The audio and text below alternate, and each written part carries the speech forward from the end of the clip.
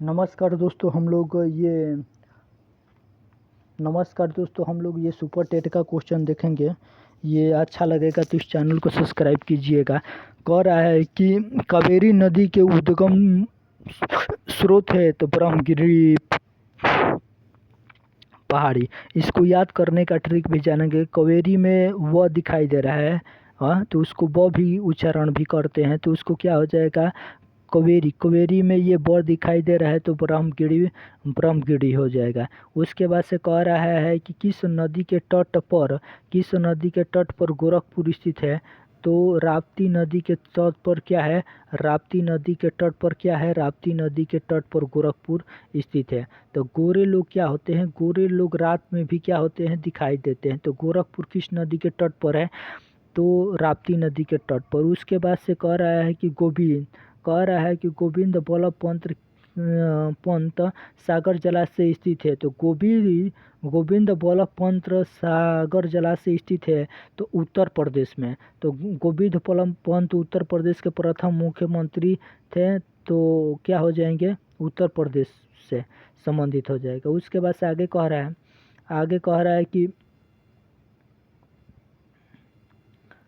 रहा है कि राष्ट्रीय पर्यटक परियोजनाओं के क्रियान्वयन में सर्वोच्च राज्य घोषित किया गया है, तो सर्वोच्च राज्य कौन सा घोषित किया गया है, तो ये सिक्किम राज्य घोषित किया गया है। उसके बाद से कह रहा है कि 9 ग्राम तेल क्षेत्र स्थित है, तो ये गुजरात में स्थित है। उसके बाद से कह रहा है कि रेड लाइन सीमा निर्धारित करती है, तो रेड लाइन सीमा निर्धारित करती है कि इसको भारत और पाकिस्तान के बीच निर्धारित करती है। तो भारत और पाकिस्तान के बीच में क्या है, भारत और पाकिस्तान के बीच में रड है, तो रेड क्लिफ लाइन सीमा यह निर्धारित करती है। उसके बाद से आगे चलेंगे।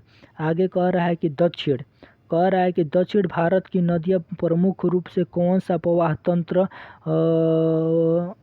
तंत्र रखती है, तो ये वृक्षनुमा अपवाह तंत्र रखती है। उसके बाद से कह रहा है कि भारत का सबसे बड़ा संघ राज्य है तो कौन सा है, तो भारत का सबसे बड़ा संघ राज्य कौन सा हो जाएगा, तो दिल्ली हो जाएगा। तो हमें संघ राज्य क्षेत्र बताना है, तो दिल से हम बताएंगे, क्या हो जाएगा, ये दिल्ली हो जाएगा। उसके बाद से कह रहा है कि राष्ट्रीय राजमार्ग वन जोड़ता है, तो हमें ये बताना है, तो इलाहाबाद से क्या हो जाएगा, तो इलाहाबाद से क्या हो जाएगा, इलाहाबाद से हल्दिया हो जाएगा। उसके बाद से एक 90 पूर्व कटक रीडज अवस्थित है, तो ये भारतीय महासागर में स्थित है। उसके बाद से कह रहा है कौन सी रिफ्ट घाटी से होकर बहती है, तो कौन रिफ्ट घाटी से होकर बहती है, तो जो नर्मदा नदी होती है ना, वह रिफ्ट घाटी से बहती है। तो मर्द आदमी कहीं से भी कहीं किसी भी घाटियों से क्या होता है, वो निकल जाता है। तो रिफ्ट घाटियों से क्या होता है, मर्द आदमी क्या करता है, वो कहीं भी घाटियों से निकल जाता है। तो ये रिफ्ट घाटी किससे संबंधित हो जाएगा, नर्मदा नदी हो जाएगा।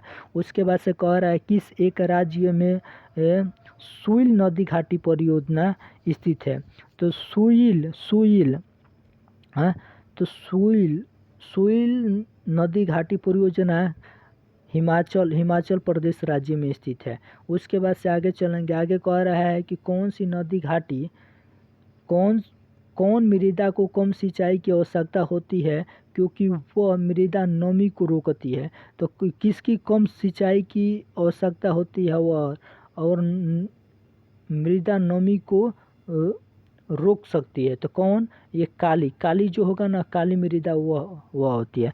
कह रहा है कि एक ऐसा क्षेत्र जहां वार्षिक वर्षा 200 सेंटीमीटर से अधिक होता है और ढलान पहाड़ीय स्थल है, किसकी खेती अभीष्ट होगी, तो ये 200 सेंटीमीटर से कहीं भी अगर बारिश ज़्यादा होगा ना, तो वह चाय की खेती के लिए उपयुक्त होगी। तो ऑप्शन चाय हो जाएगा। उसके बाद से आगे चलेंगे। आगे कह रहा है कि मीठे पानी की कल्पसर योजना अवस्थित है। तो मीठे पानी की कल्पसर योजना कहाँ है? तो गुजरात राज्य में स्थित है। तो हमें क्या करना है, मीठे पानी से हर लोग क्या करते हैं, मीठे पानी से हर लोग गुजरते हैं, तो क्या हो जाएगा, गुजरात हो जाएगा। उसके बाद से कह रहा है कि उत्तरी और दक्षिणीय पठार के लिए वायुमंडल की कौन सी परत जिम्मेदार है? तो उत्तरी ध्रुव प्रकाश के लिए, तो उत्तरी ध्रुव प्रकाश के लिए तो हम लोग क्या करते हैं, प्रकाश को आगे देखना चाहते हैं। हम लोग का जो गाड़ी का हेडलाइट होता है वो आगे प्रकाश होता है, तो क्या हो जाएगा, तो उत्तरी ध्रुव प्रकाश के लिए वायुमंडल की कौन सी परत जिम्मेदार है? तो इसका आगे से डिलीट करेंगे तो क्या हो जाएगा, आयन मंडल हो जाएगा। उसके बाद से कि रूर बेसिन प्रसिद्ध औद्योगिक क्षेत्र है। तो रूर बेसिन प्रसिद्ध औद्योगिक क्षेत्र किससे संबंधित हो जाएगा? रूर रूर रूर में जर्मनी भी रह दिखाई दे रहा है, और रूर में भी रह दिखाई दे रहा है, तो क्या हो जाएगा, ये जर्मनी से संबंधित हो जाएगा। उसके बाद से कह रहा है कि वे देश जो भूमध्य रेखा पर अवस्थित है। तो वे देश जो भूमध्य रेखा पर स्थित है, तो क्या करना है हमें, इसको बताना है, माने इनको बताना है। तो इनको बताना है, तो ये क्या हो जाएगा, इक्वेडोर हो जाएगा। क्या करके बताना है, तो हमें काल करके बताना है, तो कोलंबिया हो जाएगा। तो काल करेंगे तो वह क्या करेगा, वह सुनेगा, तो सूरी नाम हो जाएगा। उसके बाद से उन्हें से गेबन, तब वह गेबन करेगा। उसके बाद से कांगो और रवांडा और केनिया के लिए क्या हो जाएगा, केनिया और इंडोनेशिया के लिए वो रवाना हो जाएगा। उसके बाद से आगे चलेंगे। कह रहा है कि पूर्वी द्वीप समूह का कौन सा द्वीप तीन क्षेत्रों में अवस्थित है? तो बोर्निया में क्या है, बोर्निया में अवस्थित है। तो ये BNO दिखाई दे रहा है। तो कह रहा है कि पूर्वी द्वीप समूह का कौन सा द्वीप 3 देशों से विभाजित है? तो बोर्निया में 3 वर्ड आ रहा है, वो आ रहा है, न आ रहा है, य आ रहा है। उसके बाद से कौन सी जायद फसलें मुख्य सिंचित क्षेत्रों में उगाई जाती है? तो कौन सिंचित क्षेत्रों में उगाई जाती है? तो जो ये मूंगफली और जायद होती है ना, तो ये उगाई जाती है। उसके बाद से कह रहा है कि भारत में चीनी का सबसे उत्पादक कौन है? तो कौन है, तो ये महाराष्ट्र है। चीनी का सबसे बड़ा उत्पादक कौन है? तो महाराष्ट्र है। उसके बाद से कि भारत में अति सघन वनों का सर्वाधिक क्षेत्र किस राज्य में पाया जाता है? तो किस राज्य में पाया जाता है बताइए? तो अरुणाचल प्रदेश में पाया जाता है। उसके बाद से कह रहा है कि विश्व का 1/3 से अधिक कच्चा इस्पात का उत्पादन प्राप्त होता है, तो ये चीन से होता है। उसके बाद से कह रहा है कि मलिन बस्ती जनसंख्या सर्वाधिक है। तो मलिन बस्ती जनसंख्या सर्वाधिक है कहाँ है? तो ये दिल्ली में है।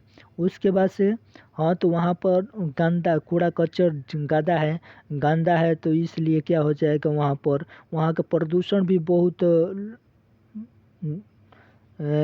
खराब है, तो वह दिल्ली हो जाएगा। उसके बाद से भारत के किस जलप्रपात को लोकप्रिय रूप से नियाग्रा जलप्रपात, तो क्या नियाग्रा जलप्रपात के तौर पर जाना जाता है? तो ये चित्रकूट जलप्रपात को नियाग्रा जलप्रपात के नाम से जाना जाता है। उसके भारतवर्ष की सबसे सबसे ऊंची पर्वत है, तो भारतवर्ष की सबसे ऊंची पर्वत है तो केटू है। उसके बाद से केटू हो जाएगा। उसके बाद से आप ऑप्शन नंबर, उसके बाद से कह रहा है कि भारतवर्ष के जंगलों का सबसे बड़ा क्षेत्र है, तो मध्य प्रदेश हो जाएगा। उसके बाद से कह रहा है कि रबड़ की खेती की जाती है, तो अमेजन और जायरे बेसिन में। और भारत के बंदरगाहों का कौन सा एक खुला सागरीय बंदरगाह है? तो चेन्नई। और भारत में राज्यों में से किस में सागवान का वन पाया जाता है? तो मध्य प्रदेश। और भारत में अधिकांश प्राकृतिक गैस उत्पादन कहाँ से किया जाता है? तो आंध्र प्रदेश से किया जाता है। उसके बाद से ये हम लोग आगे अध्ययन कल करेंगे। ये क्वेश्चन अच्छा लगा तो इस चैनल को सब्सक्राइब कीजिए, क्योंकि आगे वाला पार्ट हम ये वाला सब पढ़ाएंगे। ये सब देख लीजिए, ये सब आगे वाला पार्ट पढ़ाएंगे ये सभी। तो ये ये कुछ अच्छा लग रहा है तो इस चैनल को सब्सक्राइब कीजिए, शेयर कीजिए, सपोर्ट कीजिए। जय हिंद, जय भारत।